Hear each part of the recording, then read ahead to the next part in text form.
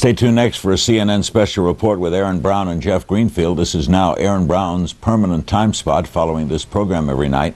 Is it difficult journalistically as an anchor reporter to just cover one story all the time? Not yet, at least not on this one, because it keeps changing. So every day you come in and it's not the same story it was the day before. The only problem is that the number of missing, the number of dead, keep growing, and that makes the story more painful each day. But it's been anything but boring. We officially welcome you into this time slot, Aaron. Go get them and give our best to Jeff, and we'll see you in New York late next week and see you tomorrow night. Thank you, Larry. I look forward to it. And good evening again, everyone. New indisputable signs that life is returning to normal. At a meeting of the House Judiciary Committee today, the Republican chairman and the leader of the Democrats had a bit of a spat over how much time each side could have to speak. And over at the White House, the president's spokesman and the White House press corps sparred for a long while over the lack of information. Specifically, what is the evidence the administration has that Osama bin Laden was responsible for the terrorist attack? And in New York, at an intersection, a horn honked and the guy standing next to me turned to the offending driver and bellowed, "Hush up." Well, actually, those are my words, not his, but you get the idea. Normal, blessed normal. Of weightier matters today, the president this morning waged a financial war on terrorism. He froze the U.S. assets of suspected terrorists and delivered an ultimatum. If your nation does business with terrorists, you won't do business with the United States. Easy to say, tougher to do. And his attorney general urged the Congress to adopt tough anti-terrorist measures, warning of a clear and present danger to Americans. Critics warn that civil liberty may be in jeopardy. And in New York, a mayor's race turned upside down. Papers say Rudy wants to run again. Mr. Giuliani's not saying, at least not yet. He says he's been too busy to think about it. The understatement of a lifetime. We'll touch on all of this tonight, beginning first with the President's Day. Early this morning, the President tried to drive a stake through the financial heart of the terrorist networks by freezing their assets in the United States. But even the President acknowledged there aren't many assets in the United States, and unless other nations and their banks go along, it will not mean a whole lot. We begin at the White House, and our senior White House correspondent, John King. John?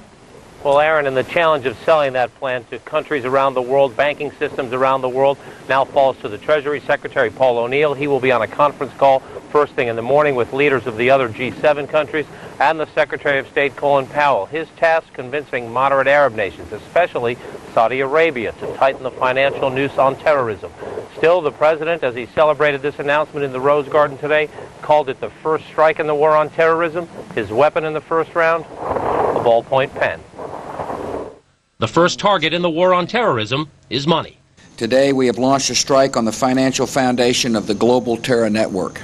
The president signed an executive order freezing U.S.-held assets of 27 individuals and organizations, including Osama bin Laden, his al-Qaeda organization, sometimes called the Islamic Army, the Egyptian Islamic Jihad, and the Wafa Humanitarian Group and the Al-Rashid Trust, nonprofit groups the White House says are fronts for terrorism. The order to freeze accounts went out to 5,000 banks in the United States first thing Monday. Hours later, the Attorney General asked Congress for the power to do more. And we are in our legislation seeking to be able to seize the assets, not just to freeze them, not just to curtail activity, but to take those assets. On the home front, the move is largely symbolic. A similar edict by the Clinton administration turned up little. But the Bush administration is providing the list to governments and banks around the world and asking them to follow suit, or else. And it puts the financial world on notice. If you do business with terrorists, if you support or sponsor them, you will not do business with the United States of America. Some governments first want proof of a bin Laden connection to the attacks, and Secretary Powell promised Sunday the administration would soon provide some. But Powell was forced to retreat a bit after the president made clear he felt no obligation to detail the evidence. Most of it is classified, and as we look through it, we can find areas that are unclassified, and it will allow us to share this information with the public. We will do so. That would be our intent, but most of it is classified. Prime Minister Jean Chrétien of Canada stopped by to give his public backing to the campaign. And in private, U.S. officials appealed for Canada to do a better job tracking the movements of suspected terrorists. And tonight, the president sent to Congress the formal notification of the military deployment we have seen in recent days. Mr. Bush saying he was sending troops to several nations overseas. Also told the Congress additional deployments are likely. And in that letter to the Speaker and the President of the Senate, Mr. Bush saying he could not predict just now what would be the duration or the scope of the military campaign, although he did say America's war on terrorism is likely to be, quote, lengthy. Aaron? John, quickly, it's going to be a battle getting information out of the White House, isn't it, on everything from the evidence they have to where the troops are going and everything else? This is an organization, an administration that prides itself on secrecy. Defense Secretary Donald Rumsfeld has restricted information dramatically. I talked to a top aide to Secretary Powell today. After that, shall we call it a mix-up over whether the United States would publish a white paper on this? He said the president pulled us back a little bit today. The president doesn't want to talk about this. Aaron?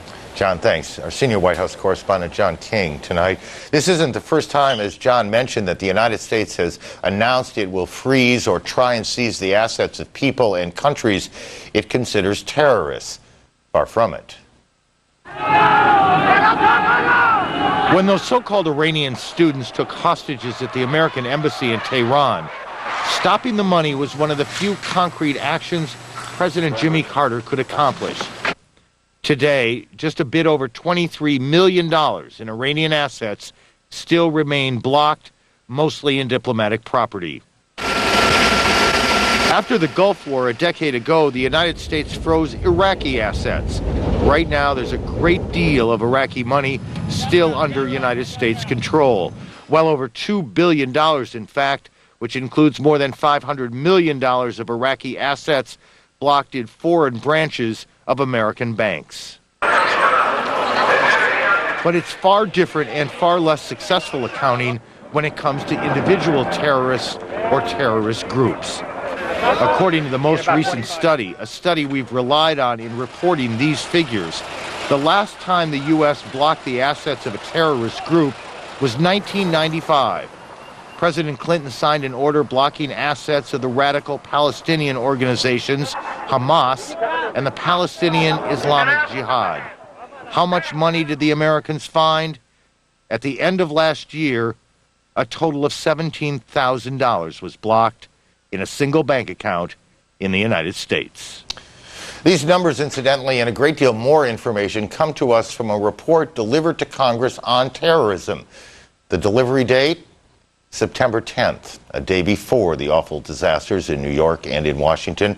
The report estimated the likelihood of a terrorist attack by Osama bin Laden as, quote, extremely high. That report is just one of several that warned lawmakers that a terrorist attack was likely.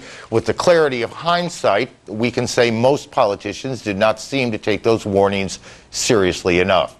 Today, the U.S. Attorney General John Ashcroft formally asked Congress to pass new laws to counter the terrorist threat. It was perhaps the first time since the attack that we saw at least some politicians divided on the best course of action. Terrorism is a clear and present danger to Americans today. Intelligence information available to the FBI indicates a potential for additional terrorist incidents. As a result, the FBI has requested through the National Threat Warning System that all law enforcement agencies nationwide be on heightened alert. Permitting information for illegal wiretaps performed abroad against United States citizens to be used in the federal courts as the administration proposes is, well, some have said it's unconstitutional on its face. Let me be more polite. We're deeply troubled. It's our position at the Justice Department and the position of this administration that we need to unleash every possible tool in the fight against terrorism, and to do so promptly, because our awareness indicates that we are vulnerable and that our vulnerability is elevated as long as we don't have the tools we need to have. I think it is essential that we upgrade our law enforcement capacity. Technology has changed, and we have a set of fiendishly skillful, sadly, opponents, and we have to arm law enforcement but we are aware of our own fallibility. I think every time we increase law enforcement's efficacy, as I want to do in many cases, we need to make sure the safeguards are there for those cases when we can make some mistakes. Mr. Attorney General, a hypothetical question applying hindsight. Is it your belief that we could have possibly prevented these events of September 11th if the government had the authority that the administration is requesting in this legislation? There is absolutely no guarantee that these safeguards would have avoided the September 11th occurrence. We do know that without them, the occurrence took place. And we do know that each of them would strengthen our ability to curtail, disrupt, and prevent terrorism. The House Judiciary Committee today, there is an old legal expression that bad cases make bad laws, something to consider here. In the aftermath of the tragedy, there is a rush to make the country safe, and that rush does make many people feel safer. It also makes some people nervous. Here's Candy Crowley. What wouldn't we give to have known of this plot before its deadly execution? What would we give up now to keep it from happening again? Right now, I'd give up everything. In the future, I don't know. We'll see how it plays out. It is playing out now in a muted but urgent debate over how much leeway the government should have to monitor and track suspected terrorists. Time is of the essence. The ability of law enforcement to trace communications into different jurisdictions without obtaining an additional court order can be the difference between life and death for American citizens. The Attorney General wants a single court order to wiretap an individual who uses multiple phones in multiple jurisdictions.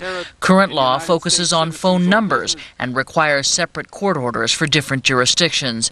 The proposals also include allowing the FBI to seize the email and voicemail of a suspected terrorist and permitting the prolonged detention of non-citizens thought to be a threat. We've got to get these guys. But indefinite detention has not been allowed by the courts up till now. With the wreckage of the Twin Towers still smoldering and the death toll still unbelievable, this is a touchy time to say no to law enforcement, but critics want at least to go slow. It's more than a slippery slope. It's an outright denial of certain values we hold dear in this society. We believe that there should be checks and balances on the executive branch. The administration is proposing to remove those checks and balances in criminal investigations, in wiretapping investigations, in intelligence investigations, and also in immigration decisions. The debate is more personal but much the same around the water coolers and on the streets. There are Americans willing to give up some things. They can read whatever they want. If I don't have anything to worry about from what's in my email, you know, the average person doesn't have anything that interesting going on in their life that they're going to save it and pin it up on a wall. And Americans who worry the government will take anything. I'm only 21 years of age. I've been living here all my life, and I have no threat against the United States. I'm no threat. Why should my personal space be interfered with? And most Americans want to get the bad guys without giving up the best of what we are. An inconvenience is one thing, but the restriction of free speech and free thought is another. You know, I think that there's a line you have to draw. It is a matter of balance, but after being knocked down so hard, balance is not as easy as it once seemed. Candy Crowley, CNN, Washington. This is one of the most difficult and important questions that we'll face in the aftermath of September 11th. When we come back, we'll talk more about it, and that's just the beginning. Plus, could this be a message to the world from America's most wanted terrorist? See the facts and hear the words that may be from Osama bin Laden. And live from Islamabad, CNN senior international correspondent Christian Amanpour has the latest on U.S. efforts to build a force for revenge on Afghanistan's doorstep. At home, investors snatch up stocks. Will the rally continue? And the man who's leading New York out of a crisis is getting a vote of confidence to lead it into the future. Rudy and the rules for re-election.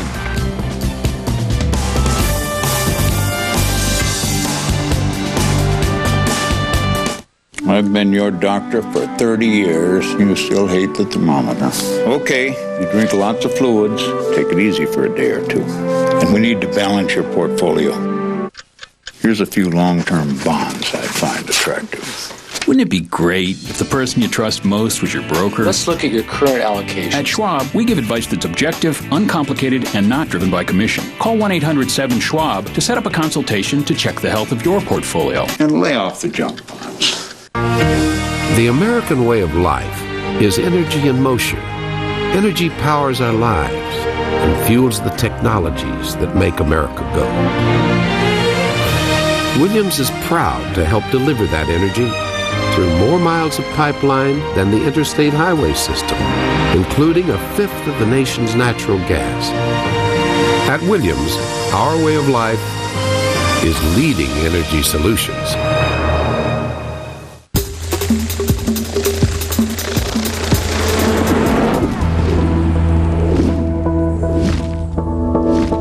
The new 255 horsepower Infiniti i35 with the most powerful engine in its class. Don't blink. More power, more grace, more I. The new i35 from Infiniti.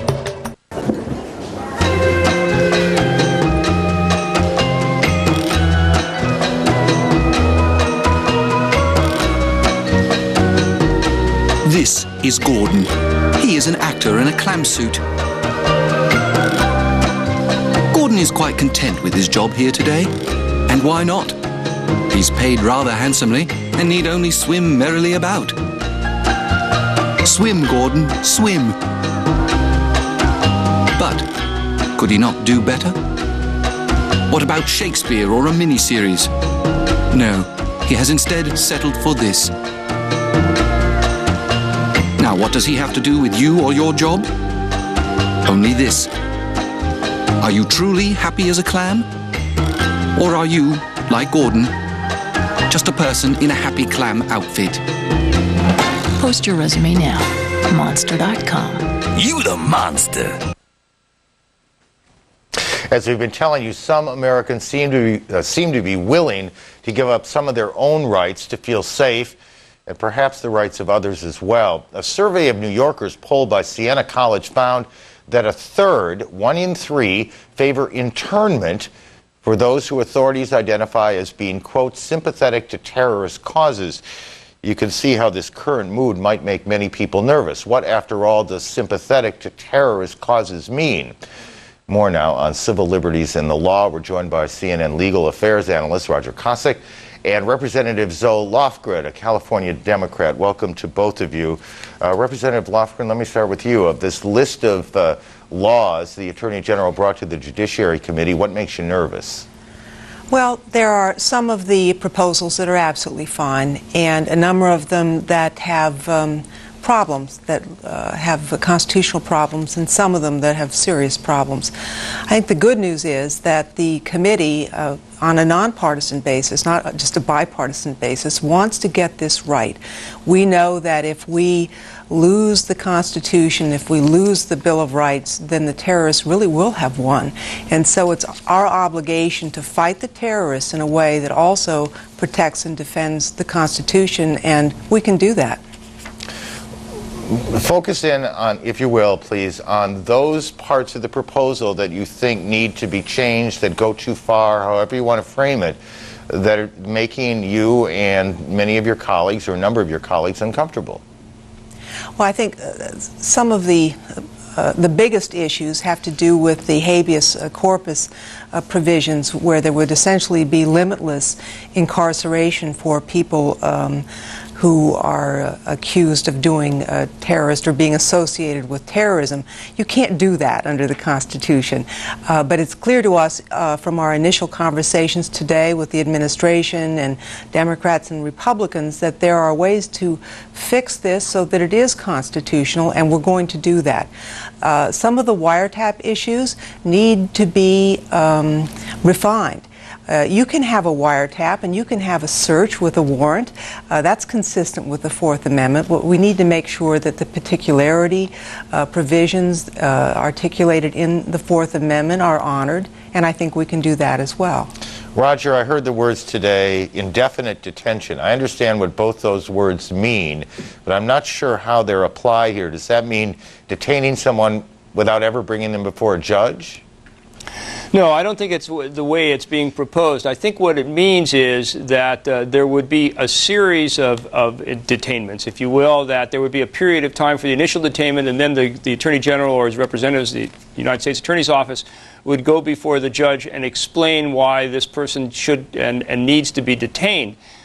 The problem, obviously there's a couple of different problems, as the Congresswoman just referred to.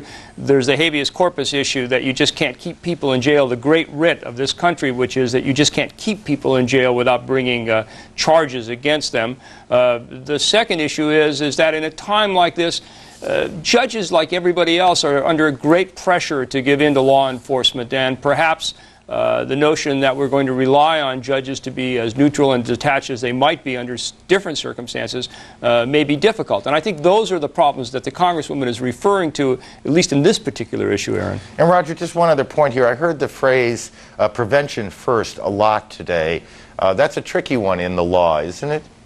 Absolutely. There is this salve that we want to have, that somehow that if we pass laws that would give our that would give our law enforcement, if you will, the right to sort of skirt the Constitution. The notion that perhaps they could just investigate because people look differently, or because people say things that are different, or people scare us by what they do, that somehow we could prevent this kind of activity from happening. And there is this great attraction, this notion that perhaps we could do that. But in fact, constitutionally we can't, and we can't obviously let ourselves fall prey to that. Congresswoman, let me give you the last word here. There does seem to be a legal freight train rolling down the tracks here. Are you confident that there are brakes in place along the legislative process so that bad law does not come out of an awful case? Well, there's no guarantee, of course, but I'm actually increasingly confident. Today there was some scratchiness in the committee. That's not unusual. It's the Judiciary Committee. But we were supposed to have a markup at 10 o'clock tomorrow and report the bill, and the freight train was rolling. And instead of that, members of the committee on both sides of the aisle started asking questions, and the chairman announced that we were not having the markup tomorrow, that we would take an additional week, that tomorrow instead members of the committee along with the Justice Department are going to sit down and work through each and every one of these issues so that what we end up with is good for law enforcement and also good for the Constitution, and I think that's something to cheer about. Aaron, if I might just jump in for 1 second, one of the things that I've been told by the Congresswoman is that they are considering is that anything that happens, any laws they pass will have a sunset provision of 2 years. That means that whatever laws are passed in response to this particular situation would go out of business in 2 years unless renewed by the Congress. So the notion that Congress is going to review whatever they do in a couple of years, I think, is a particularly hopeful sign. Roger, Congresswoman, thank you both for joining us. Again, this is one we'll revisit. Appreciate your time tonight. Thank you. Ahead from us, what may be a message from an accused master terrorist and a rallying cry to the Muslim world. That's coming up. Plus, we'll have a live report from Islamabad, the capital of Pakistan, from CNN's Christiane Amanpour. We're right back. This is a complete broadband solution with a nitro-powered on switch. This is igniting your mission-critical applications on the fattest optical IP pipe on the planet. This is your business, screaming 1,000 times faster than yesterday. This is moving beyond connected. This is riding the light. This is the technology that makes it happen. Quest. Ride the light. I've been your doctor for 30 years. You still hate the thermometer. Okay, you drink lots of fluids. Take it easy for a day or two. And we need to balance your portfolio. Here's a few long-term bonds I find attractive. Wouldn't it be great if the person you trust most was your broker? Let's look at your current allocation. At Schwab, we give advice that's objective, uncomplicated, and not driven by commission. Call 1-800-7-SCHWAB to set up a consultation to check the health of your portfolio. And lay off the junk bonds. Concerted coordinated action. Americans are imminent military. For the latest developments in America's new war, stay with CNN. The magic and romance of an English country inn comes alive in Corona Del Mar. The Five Crowns, creating unforgettable dining experiences since 1965. The Five Crowns provides a warm and cozy charm unique to Orange County, where the menu includes the renowned roasted prime ribs of beef, succulent rack of lamb, grilled salmon, and an award-winning wine list. Ideal for any and all occasions, we invite you to experience the Five Crowns, a member of the Lowry's Restaurants family, 3801 East Coast Highway, Corona Del Mar. Create an extraordinary kitchen.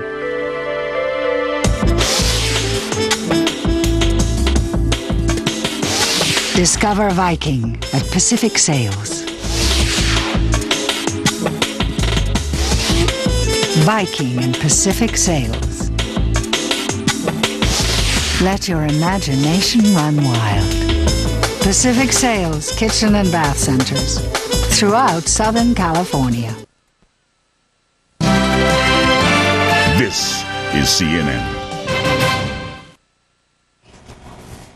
We've not heard from the prime suspect in the terrorist attack, Osama bin Laden, since the day after the attacks when he denied responsibility. We may have heard from him today. A message was sent to the news channel Al Jazeera at its offices in Afghanistan. Employees there say that based on past communication with bin Laden, they believe the message is authentic. Here are some of the excerpts from the letter, translated, of course. We tell our Muslim brothers in Pakistan to use all their means to resist the American Crusader forces in Pakistan and Afghanistan. I convey to you good news, my beloved brothers, that we are steadfast and struggling to defend our cause, following the footsteps of the Prophet, peace be upon him, with the believing heroes, the people of Afghanistan, and under the leadership of our prince, the warrior Mullah Muhammad Omar. We ask God to make us defeat the infidels and the oppressors and to crush the new Jewish Christian Crusader campaign on the land of Pakistan and Afghanistan. We haven't been able to confirm independently if the letter is real, but we did pull from our files here in New York a signature from bin Laden. It's on the left in the screen in a moment, and it was filed as evidence during the embassy bombing case here. Okay, look at the one now. The signature on the left was testified to as authentic, bin Laden's signature. On the right, the lower part of your screen, is the signature from today's letters. If we superimpose one on the other, you can see the similarities, and while, again, we are not handwriting experts to be sure, there certainly are similarities there. So let us assume for a moment the message is from bin Laden. It is defiant. It shows his connection to the Taliban leader, Mullah Muhammad Omar. This is how one terrorism expert described their relationship. They are intertwined like serpents, he said. With the latest from Islamabad, Pakistan, CNN's Christiane Amanpour joins us. It is morning there, so good morning, Christiane. Good morning, Aaron. And of course, word of this letter has not reached the Pakistani press. Perhaps it came too late last night, our time.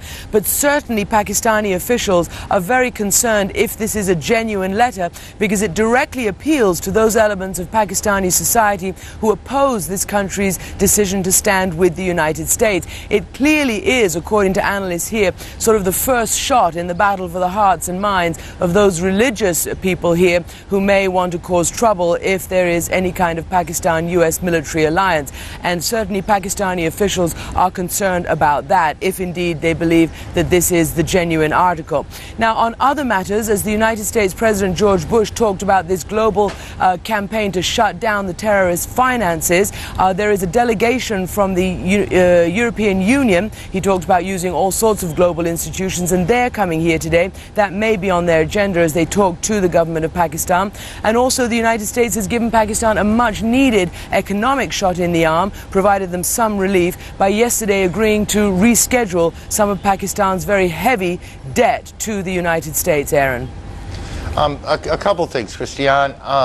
The fact that, well, how free is the press to report this fax or anything else in Pakistan? Would it normally get to people there?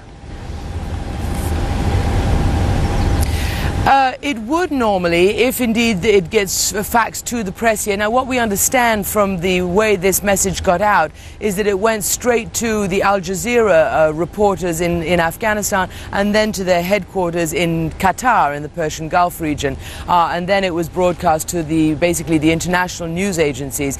But generally, the papers here do pick up, whether it's a day late or whatever, whenever they get the news, they do pick up what comes on international news agencies, and they do print it. It remains to be seen whether the government tries to get them not to print this particular one. We'll watch for tomorrow's papers. And I've been wanting to ask this question for a week now, I guess. How stable is the government in Pakistan? It wasn't an elected government. How stable is it?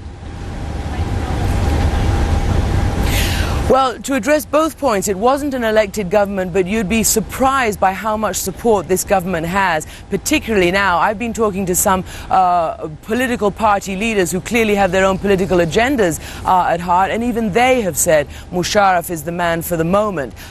Even though it was a military coup back in 1999, many people here wanted the stability that this government brought because they were fed up, basically, in a word, with the massive corruption of their previous leaders. And of course, he has promised to have general elections next year, and most people here believe that that is the case, and he will stick to that despite this crisis. On the other matter of right now, Musharraf has directly appealed to his people. He has had many leaders of all sorts of elements of society here, from religious to tribal to intellectuals to academics, politicians, everyone, to convince them that his decision was the only decision he could have made for Pakistan's good. And so far, that appears to be, the people appear to be buying it, except for that small minority who at the moment are being sort of riled up by their religious leaders to have demonstrations and to oppose this. And of course, the military situation hasn't yet happened, and we wait to see whether that public sentiment, which is now mostly pro-Musharraf, changes. Christian, thank you. Christian Amanpour in Pakistan, where it is already tomorrow morning. We have much more on this special report. We'll take a short break. We'll be right back. When my son comes to visit, I like to prepare nice things for him. Hi, baby. Peach pie, my special meatloaf, and a nice bunch of mid-caps, small caps, and laddered munis, taking into account current opportunities in the Asian market.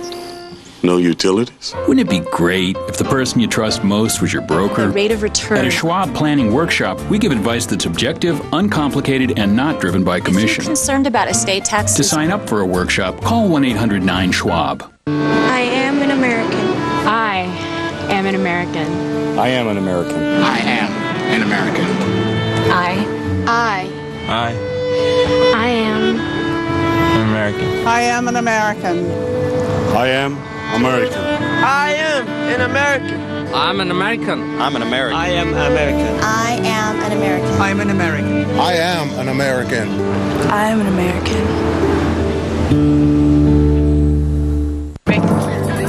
Driving is a big responsibility, one that deserves your full attention. But a distracted driver is a factor in 1 out of every 4 automobile collisions. Anyway, so I had that dream again. Maybe we should watch the race. Don't let food, friends, or a phone call endanger your life. Stay focused and stay alive. Learn to avoid driving's most dangerous distractions from this book. It's free from Shell. Count on Shell. Oh, tomorrow we've got a 10:30 management meeting. Okay. And 3 o'clock with John Trent. See you in the morning. Thanks. Everything about you says you're going to make it to the top. You're just going to take a little different route to get there.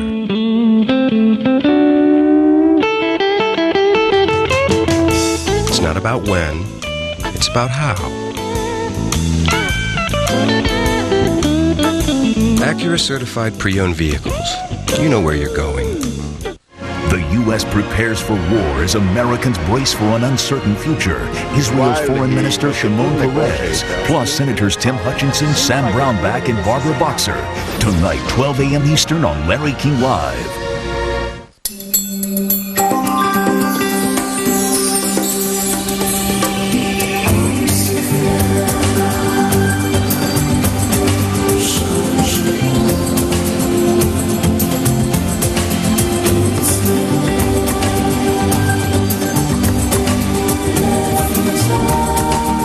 these technologies and more. Building a better world. Hitachi. Inspire the next. Quick look at some of the other developments in the ongoing investigation. Federal prosecutors have charged a man with helping hijackers fraudulently obtain Virginia identification cards. They say Herbert Villalobos signed papers in August certifying that at least one of the hijackers lived in Virginia. The FBI says its investigation of the crash site of United Airlines Flight 93, the one in western Pennsylvania, is now complete. 95% of the plane has been recovered and turned over to the airline, except for the flight data and voice recorders. They are still being analyzed by the FBI. 44 people died in that crash. After one of the worst weeks in its history last week, the markets bounced off the floor today. A very good day after a very, very bad week. The numbers: the Dow jumped 368 points. That's the fifth largest point gain ever. NASDAQ up 76, and the S&P, which measures the broad market, up over 37 points. All told, about $400 billion in market value was restored today. And that would leave just $1 trillion to go to get the market back to where it was in the morning of September 11th. Just $1 trillion. CNN financial news reporter Christine Romans is here now with more on the market today. Christine. It was a big day. It was a broad-based rally, strong across the board. Only a few defensive-type names moving back. Oil stocks moving lower because of a drop in oil prices. But for the most part, when you tallied up the pros and cons of the market today, the pros won out, and they took this thing higher. It was the best rally we've seen since April. It's so easy, Christine, to talk about yesterday. Talk about tomorrow.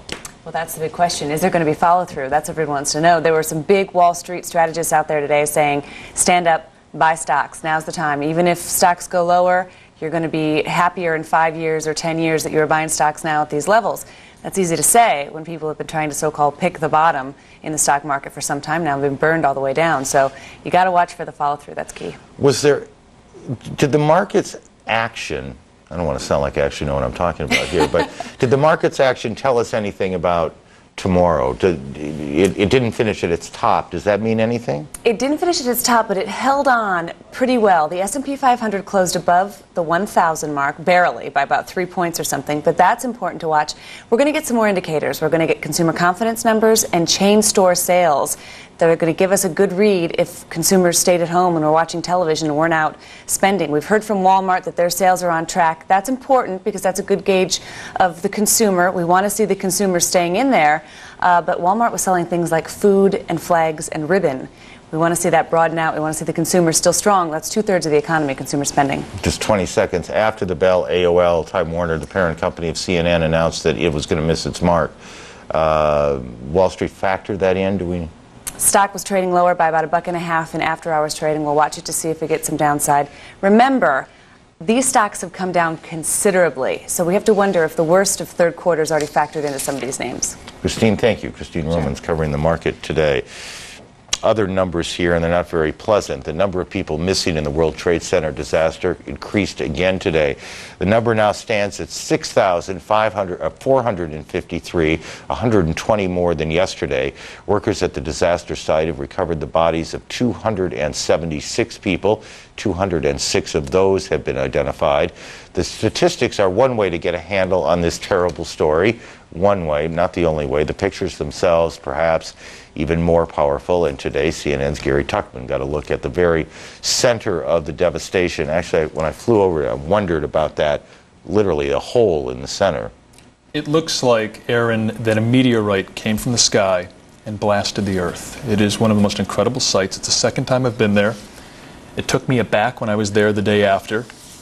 I came back the second time. It took me aback one more time again. We have pictures of what you saw here. When you go to the site, the first thing you see is more than 2,000 workers on the scene, and their most important priority right now is trying to find air pockets under the ground, because that's where survivors could potentially be.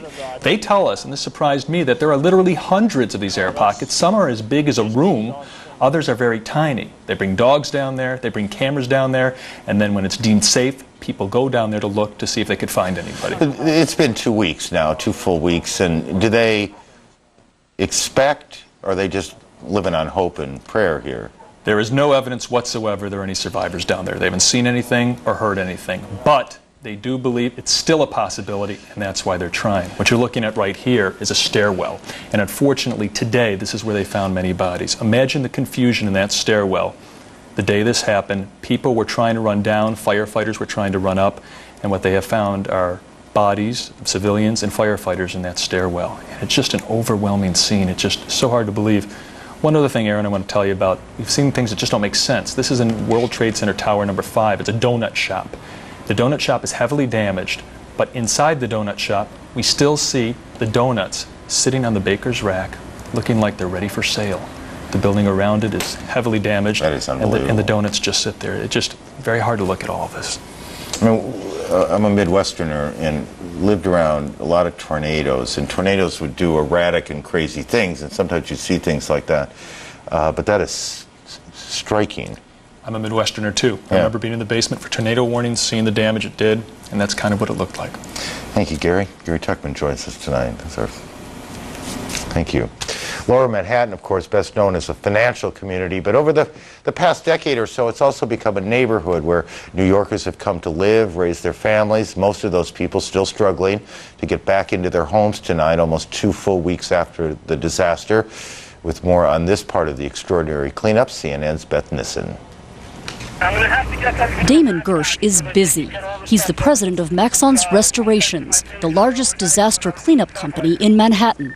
10-4, I understand they opened 10 buildings over in Battery Park City, so I expect an onslaught today. His company already has cleanup crews working in 500 apartments in Lower Manhattan, working to remove a heavy coating of fine dust from windows, sofas, floors, and of course, just let us know. Tabletops, windowsills. Oh my God, look at that. You can feel it's a gritty concrete dust. Everything that the World Trade Center was constructed of is in this material. A mix of pulverized concrete, particles of glass, steel, asbestos, ash, and soot. The collapse of the World Trade Center towers blew more than 2 million tons of dust and debris into the air in an immense, dense plume. That plume was so big, it just went through every building. It went through convectors, it went through elevator shafts, it came in through air duct systems. It goes into the upholstery. It'll be in computers, fax machines, stereo equipment, in closets. It's on people's clothing. It's going to be in kitchen cabinets. We haven't seen anything that wasn't covered in dust. Buildings adjacent to the World Trade Center were hardest hit. This apartment looked out at the South Tower and now looks out at what's left of it. 3 inches of dust and debris make the room into a 21st century Pompeii. Maxon's cleanup workers are undaunted by even this level of destruction. When we see a really badly damaged apartment, we say, okay, we can clean this up and let's get to work. Their work is laborious. The heaviest debris is shoveled out or vacuumed up. Every surface is repeatedly wiped with specially treated sponges and cloths. And finally, polished. It took this worker 11 minutes to clean 1 nightstand. It is taking an average of 12 hours for a team of 5 to clean a small 1-bedroom apartment. Average cost, $1,500, usually paid by building management or owner's insurance. Those who try to save money by doing cleanup themselves are often frustrated. Dust rags and household vacuum cleaners are not up to the task. If they try to use their own vacuum cleaner, it's going to get pulled in one side and actually blown into the atmosphere out of the other side. Industrial vacuums trap the dust.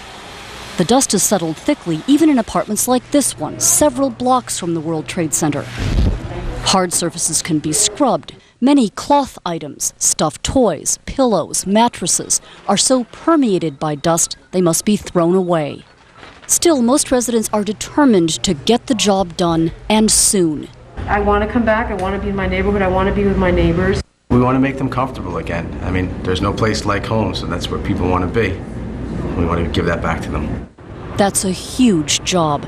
More than 270,000 people live in southern Manhattan in the areas surrounding Ground Zero. From those buildings collapsing, you have dust and debris covering all of Lower Manhattan. All of these buildings, this one, that one, this one, office buildings, residential buildings, all these are going to have to be clean. One windowsill, one lampshade, one book at a time. Beth Nissen, CNN, New York. Tomorrow, New Yorkers will vote in the first phase of choosing a mayor, a primary campaign, a primary vote that was put off because of the disaster. Some say they'd like to keep the mayor they have. But can Rudy run? Will he try? We'll talk about it in a moment. Now's the best time to join America Online. Plug it in and you go. Because now you can try AOL and get our best offer ever. 1,000 hours of AOL free for 45 days. You don't need a credit card. Call 1-877-265-0200 to get everything AOL offers. You've got mail. I've got mail. I love when an instant message pops up. Customer service is always there to help. To get online in minutes plus 1,000 free hours, call 1-877-265-0200. Operators are standing by. If we could do it, anyone can. America Online. So easy to use, no wonder it's #1. With posted pop-up notes and the handy dispenser, you always know where your notes are. So you won't go nuts looking for nuts. And posted pop-up dispensers also come in these cool colors. Would you like to lower your monthly mortgage payments or use the equity in your home to consolidate your credit card or other debts? Just log on to Ditech.com or call 1-800-71-FIXED. Today's low fixed rate with 0 points is only 6.750%. Lower interest rates, lower monthly payments. It's smart money from Ditech.com. For fast, friendly service, apply online or call 1-800-71-FIXED right now. This is a medicine. These are the cells in your body. Take most medicines and they scatter throughout your body to every cell. But right now, America's pharmaceutical company researchers are creating new smart medicines.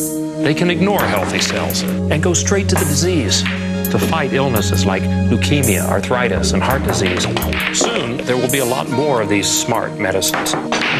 You can bank on it. Turn to CNN Headline News to keep an eye on the future with updates on America's new war. While you focus on today with the latest in business, technology, weather, and sports. CNN Headline News. News 24/7. Financial gurus say it's up to us to save the economy. Will the amount we spend at the store really make a difference? Find out when you join Paula Zahn with John King, 7 Eastern tomorrow morning, only on CNN. In the first few days following the terror attacks, Rudy Giuliani was asked if he wanted to extend his term as mayor. It ends at the end of the year.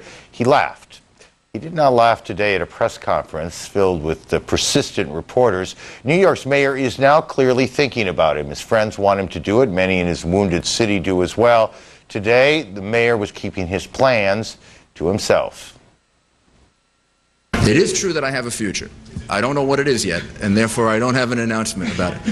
I have not had time to think about it. And until I have time to think about it, I really can't talk about it. We're joined now by Mort Zuckerman, the publisher of the Daily News. The cover story today, Rudy wants to stay, said the cover of the Daily News. He's also the editor of U.S. News and World Report, and columnist Michael Wolff of New York Magazine. Good evening to both of you.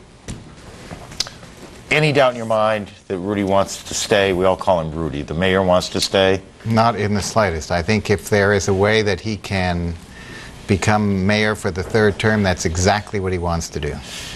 Any doubt in your mind, Michael, that he wants to stay? Not in the least. To me, this is, I put my head in my hands that this is going to be just another Rudy moment. What do you mean, a Rudy moment? This is a man who, at this point in his career, could probably have any office he wants in this country, except for one, to be the mayor of New York again. But the mayor of New York, I mean, the guy in some ways you think was born to be the mayor of New York. Absolutely. Well, certainly he thinks he was born to be. You think it's a good idea? Well, you know, this city has just been in a world-class train wreck, car wreck, and somebody took the very badly damaged driver and kind of got him on the road to recovery. And when you see how well he has done that, you kind of don't want to lose the pilot, so to speak, at this stage of the game, the guy who's sort of been really pulling the city back onto its feet, and therefore I think people recognize what extraordinary ability he has, what extraordinary stature he has, and given the fact that the city is going to be facing a very difficult time as we go forward, well beyond the end of his current term, I think there's a huge sense that he is the man of the hour, that nobody else who's going to be running or who is running has anywhere close not only to the experience that he has, but to the stature that he has. And so I think as we look forward to the future, nobody wants to give up the mayor whom they think has really brought them through an extraordinarily difficult time. I'm not sure nobody wants to give him up. Michael? I would be delighted to give him up, yes. You think it's a bad idea? Well, I think it's, I actually agree with everything that Mort said. This has been just an incredible period, certainly for all of us in all ways, but certainly for Rudy's time as mayor. But the law says he cannot run, and what we do know, the only thing that we know is that you don't replace inconvenient laws with convenient laws just because they're convenient to you.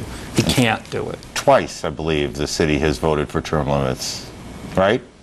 Yes. I mean, I think there are ways of getting around this. I mean, whether they will happen or not is another thing. Well, but there are ways. One of the things that would have to happen is the law would have to be repealed. That's right. And the question is, what would cause the politicians, a number of whom would not like, particularly the Democrats in the Assembly, would not like to see him Republican control City Hall, what is going to prompt them and force them really to change? And that what will do that is if he gets, in effect, if he gets a line on the vote, the ballot, for the final election, and he gets a huge majority, it's going to be a very different kind of ball game, because at that point, whatever they may think, they're going to be under great public pressure to change. But what you would have, what it would come down in the end, is another election in this country decided in the courtroom. And I just think that no one is going to have any patience for that whatsoever. I saw a poll today, and it's a few days old, and maybe the numbers have significantly changed since then. But in this poll, only about a third of New Yorkers thought it was a good idea anyway for the mayor to run again. So for all of what has gone on, and he's gotten enormous attention and he has performed admirably, there is still a kind of unease with the idea that he would stay on. Well, I think the unease, at least in the poll that I saw, where something like 91% gave him a good or excellent rating, so he has very high approval ratings, but also only about a third were willing to change the term limits law. And I guess if he manages to get on the ballot, we're going to find out just how strongly they feel for or against the man being a mayor for the third term. As I said, I think the city has gone through an extraordinary trauma, and he has guided the city with a quality of leadership that almost no one thought he had. Not just the tough-minded part, which everybody knew he had, but the balance of that with a certain kind of empathy and compassion for the people who've been hurt. And I think he has really transformed himself in the last couple of weeks, and is really an extraordinarily remarkable political figure. I've got literally 10 seconds. Yes or no? Do you think it'll happen, Michael? Absolutely not. More, do you think it'll happen? I think there's a 50-50 chance it'll happen. 50-50? Yeah. Thank you both. I expect then we'll revisit this. Yes. Nice to see you both. Thank you. The election, the first phase of the primary, as we said, is tomorrow. And on this program, we'll take a look at how it shakes out as well. We have more to do tonight. We'll take a break and be right back.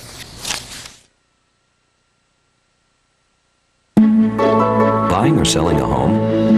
RE/MAX agents lighten that load. Averaging more than 13 years experience, they work the kind of practical magic that sets you free. RE/MAX.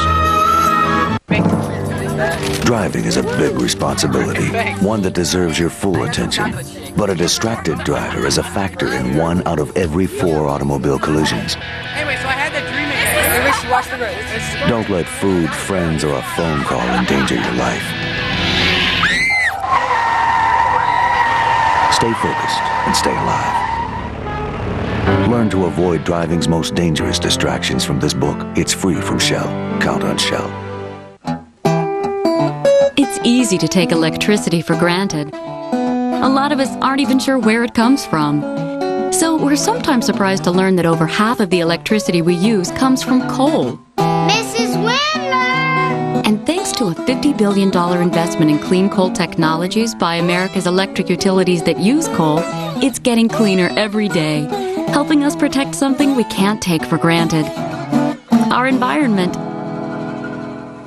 With posted pop-up notes in the handy dispenser, you always know where your notes are. So you won't go nuts looking for nuts. And posted pop-up dispensers also come in these cool colors. This is a medicine. These are the cells in your body. Take most medicines, and they scatter throughout your body to every cell. But right now, America's pharmaceutical company researchers are creating new smart medicines. They can ignore healthy cells and go straight to the disease. It may mean fewer side effects and increased effectiveness, leading to better ways to fight illnesses like leukemia, arthritis, and heart disease right where they live. Soon, there will be a lot more of these smart medicines. They'll zero in on disease, improve people's lives, and give families hope. You can bank on it. There are over 40,000 pharmaceutical company researchers in America, and they're the science behind new medicines and new hope.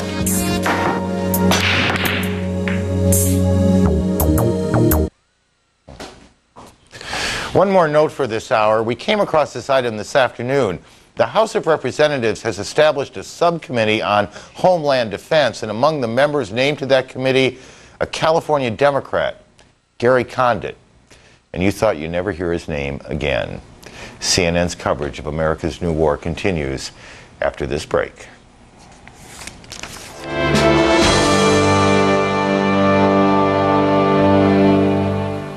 His name is Chuck Costello.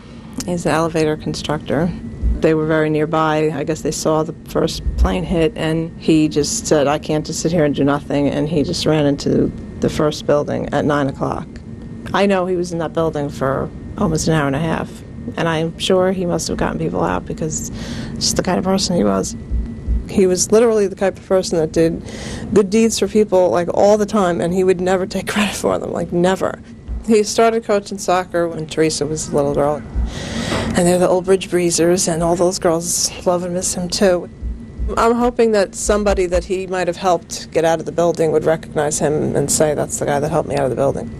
He wasn't afraid of anything, and he wasn't afraid to die, and I know that for a fact. So, I mean, I've already told my kids, as far as I'm concerned, he's a hero, because not many people would do that.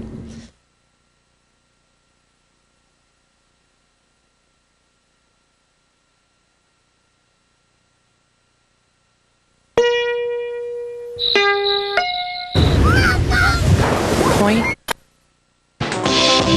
Shoot. Create. The HP Pavilion 7970 with the Intel Pentium 4 processor. How will you use it?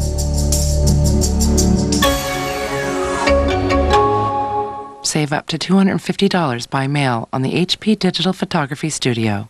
Closed captioning sponsored by .mu, the global music domain. Register a .mu web address now and get a free MP3 player. Terms and conditions apply. Get your free MP3 player today at .mu.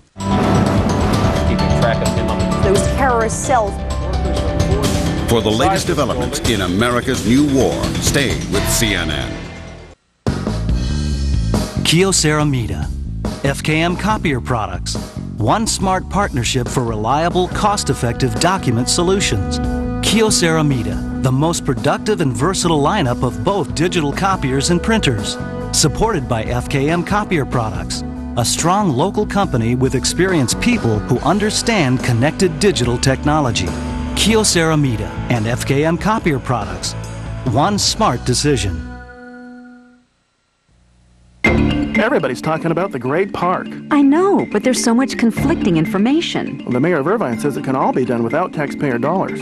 But the Orange County Register said it would take gobs of taxpayer funds. Really? Mm-hmm. Irvine's financial study said the whole thing could be built for just $200 million.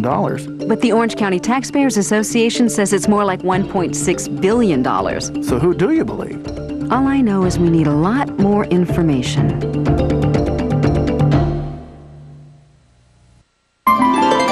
Something wonderful is happening at the South Coast Plaza. Someone has put Europe's most stylish footwear for men, women, and children, all in one fashion-packed place. Silver Feet. Silver Feet. It's like magic.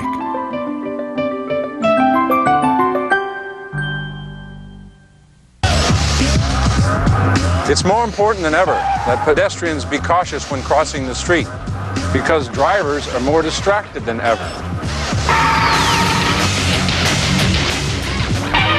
Refrain from unnecessary activities behind the wheel, and be on the lookout for pedestrians. Look for other important tips from the Auto Club, and in the meantime, drive safely. This is CNN.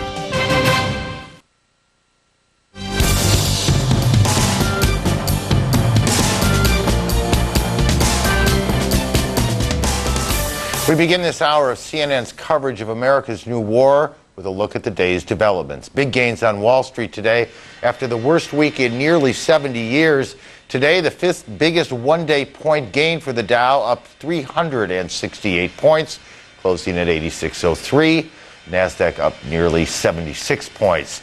President Bush today froze assets in the United States of those the administration believes support terrorism. The order targeted 27 different groups of people, including Osama bin Laden. And on Capitol Hill today, Attorney General John Ashcroft asked lawmakers to give authorities more surveillance power and discretion to hold immigrants suspected of having terrorist ties indefinitely. And a statement being attributed to Osama bin Laden calls for the people of Pakistan to, quote, resist the invasion of the American Crusader forces. Now, we turn it over to Jeff Greenfield for tonight's edition of Greenfield at Large. Jeff?